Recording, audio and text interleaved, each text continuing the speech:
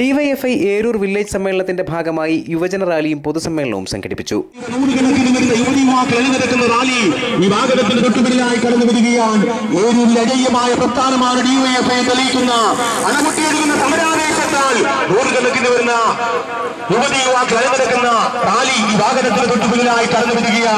ഇന്ത്യയിലെ മുഴുവൻ വരുന്ന യുവതി യുവാക്കളുടെയും അവകാശങ്ങൾക്ക് വേണ്ടിയുള്ള ഉജ്ജ്വലമായ പോരാട്ടങ്ങൾക്ക് ധീരമായി സമര നേതൃത്വം കൊടുത്ത് വളർന്നു വന്ന ഏഷ്യയിലെ ഏറ്റവും വലിയ സംഘടിത യുവജന പ്രസ്ഥാനം ഡിവൈഎഫ്ഐ.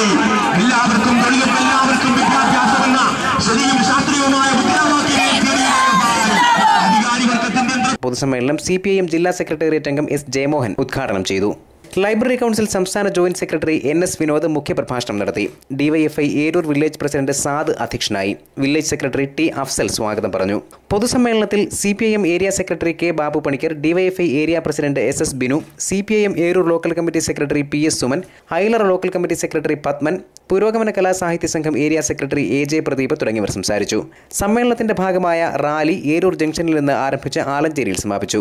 പൊതുസമ്മേളനത്തിൽ വില്ലേജ് സമ്മേളനത്തിന്റെ ഭാഗമായി നടന്ന വിവിധ മത്സരങ്ങളിലെ വിജയികൾക്ക് സമ്മാനങ്ങൾ വിതരണം ചെയ്തു. News bureau, Anchal.